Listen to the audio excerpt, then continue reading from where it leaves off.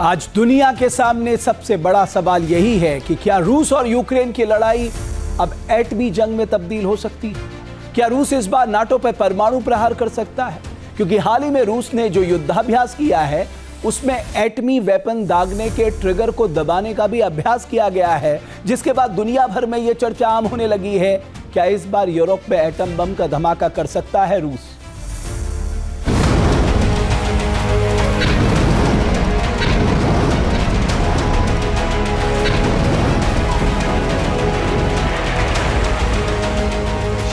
Putin ने निकाला एटमी खंजर, यूरोप में युद्ध होने जा रहा है और भयंकर, जिसका ट्रेलर रूस की सेना ने हाल ही में हुए युद्धाभ्यास में दुनिया को दिखाया है।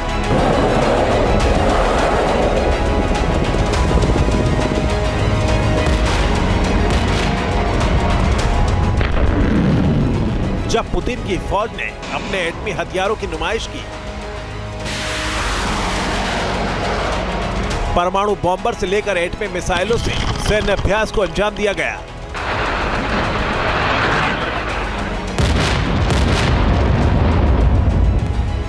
इसके बाद यह खतरा तेजी से बढ़ गया है कि क्या इस बार रूस के एटमी वेपन नाटो को दफन करने के लिए दागे जा सकते हैं। वहीं एटमी हथियारों को लेकर रूसी राष्ट्रपति व्लादिमीर पुतिन के ताजा बयान ने भी दुनिया की धड़कनें बढ़ा दी है। पुतिन ने कहा, अगर अमेरिका परमाणु हथियार समझौते की अवधि नहीं बढ़ाता है तो रूस अगले 1 साल तक इसका पालन करेगा। इसके बाद वो अपने परमाणु हथियारों की संख्या बढ़ा सकता है।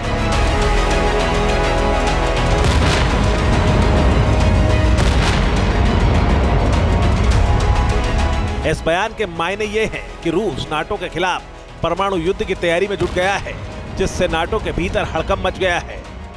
दुनिया के मुताबिक रूस के पास करीब 5600 के आसपास एटॉमिक वेपन्स हैं, वॉरहेड्स हैं, और उनमें से वो 1700 वॉरहेड्स को ऑलरेडी तैनात कर चुका है।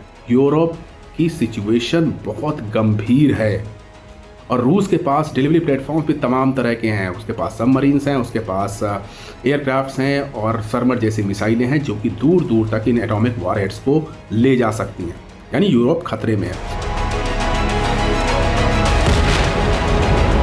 परमाणु हथियार संधि के तहत रूस और अमेरिका के बीच परमाणु वॉरहेड, मिसाइलों और विमानों की संख्या की सीमा तय की गई थी। लेकिन बीते कुछ दिनों में पुतिन की सेना ने यूक्रेन पर लगातार मिसाइलें दागी हैं और नाटो सदस्य देशों के हवाई क्षेत्र का उल्लंघन किया है। पोलैंड और रोमानिया के हवाई क्षेत्र में रूसी ड्रोन देखे गए, जबकि एस्टोनिया के आसमान में रूसी लड़ाकू विमान मंडराते रहे, जिसको लेकर रूस और नाटो के बीच टेंशन चरम पर है।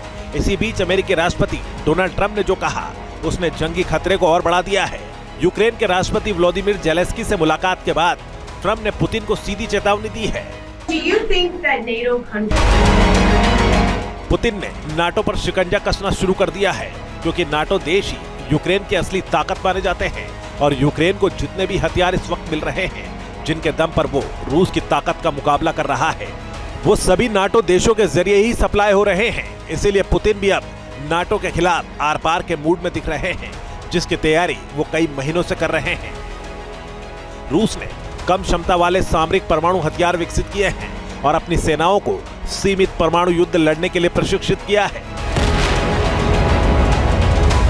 यह तैयारी बता रही है कि रूस के परमाणु हथियारों के निशाने पर यूक्रेन के साथ साथ नाटो कंट्री भी है। अगर स्थिति बिगड़ती है, एटॉमिक वेपन्स चलते हैं, तो ये मान के चलिए कि इसका खामियाजा पूरे के पूरे यूरोप को भुगतना पड़ेगा।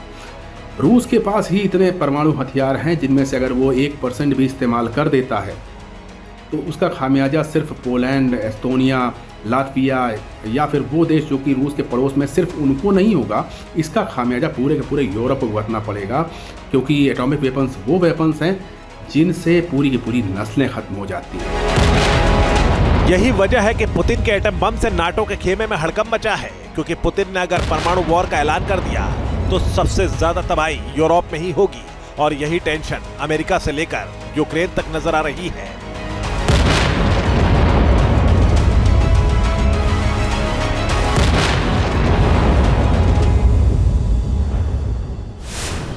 जहां भक्ति है हर शब्द में, कथाओं में छुपे हैं दिव्य रहे और ज्योतिष देता है जीवन को दिशा। धर्म से जुड़ी हर बातों को जानने के लिए हमारे चैनल स्तुति को सब्सक्राइब करें। चैनल पर जाने के लिए इस लिंक पर क्लिक करें।